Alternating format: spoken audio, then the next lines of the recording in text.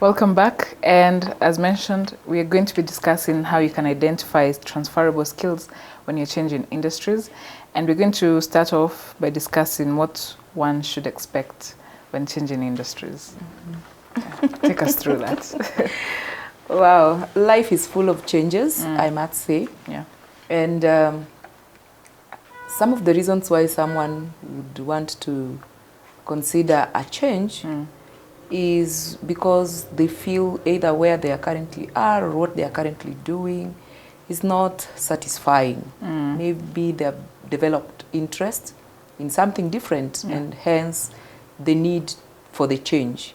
Change is important because it helps us to realize our full potential and how much more we can be able to thrive in our professional space. So one of the key things to expect, actually this is very key, when someone wants to change careers or to switch industries, is competition. It goes without saying, you will encounter great competition outside there. What do I mean? There are other experts in that field. There are people who have been there for long. And you have been building career in a different field, and now all of a sudden you want to switch. So definitely you expect to encounter competition. So the biggest question is, how well have you prepared yourself for the competition that lies ahead of you? Sometimes it will call you to even do professional development training on specific courses that is relevant to that sector you want to venture into, so that you're able to hone your skills to prepare well for the competition. Sometimes it calls for you to do internships or volunteer services just to master how things run in that space.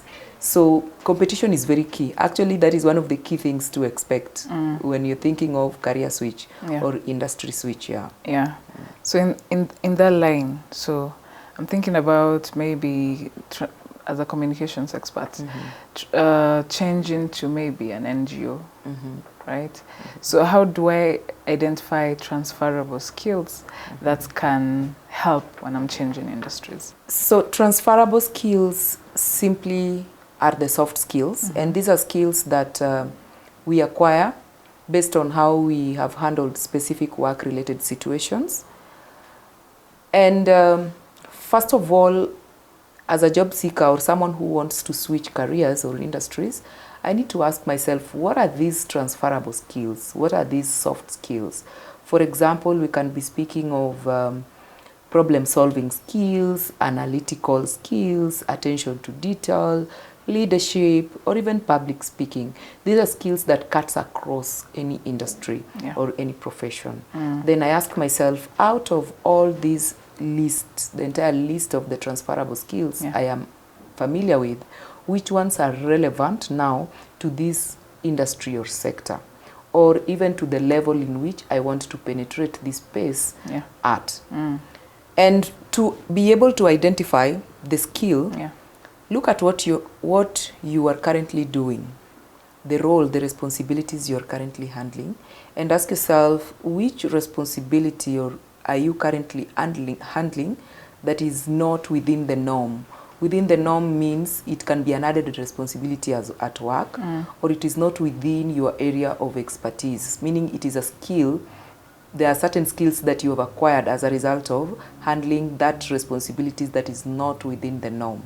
So that is how you get to know those, or to identify those transferable skills that you've been able to acquire over the years that you've been in the industry. For example, you might be in the accounting profession, accounting, finance department, but now because of the nature of your work, you are promoted into leadership. You find yourself being tasked now to do a lot of presentations, either to the management, to the board.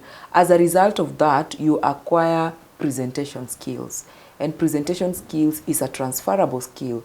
So if now you want to transition into, let's say, training and development, as a trainer, presentation skills is very key. So that is how you get to identify those transferable skills.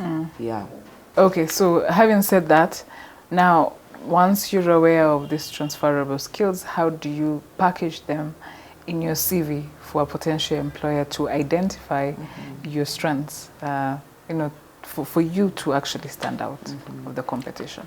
Good, very important. Now, packaging it in the CV is the most critical aspect of it all, because the role purpose of the CV is to now sell you out for the opportunity for the employer to shortlist you for the interview. How do you bring it out in the CV? In the career profile summary, you can highlight some of those transferable skills that you've been able to acquire over the years that is relevant to the field that you are being interviewed for. Also, you can outline them in the skill set section in the CV, where we have the core skills and competencies. You can highlight those transferable skills, give weight to them. What we mean by giving weight, maybe you can make them appear as the first ones in the list. Yeah. For example, leadership as a skill that I have acquired, that is a transferable skill. So what is it under leadership that is making me to stand out for this opportunity that I'm applying for?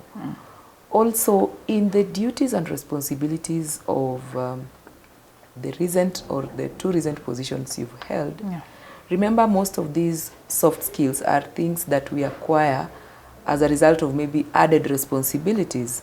So because it is an added responsibility, bring it at the top of the core responsibilities you've handled, so that as a potential employer, as a recruiter, when I'm scanning through your CV, I'm able to get it from the word go.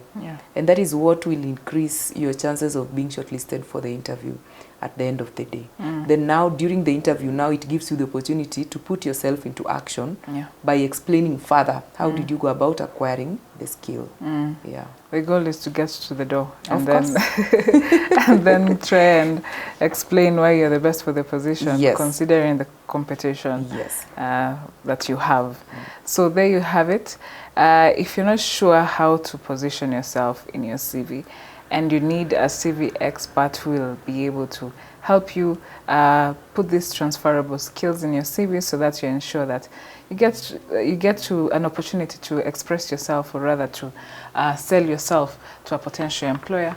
We have left a link below on our CV writing services, where you can find out more about what we do. Start with a free CV review and see if it suffices for you to do it for yourself, or you're going to use our professional CV writing services. Thank you for watching, and see you next time.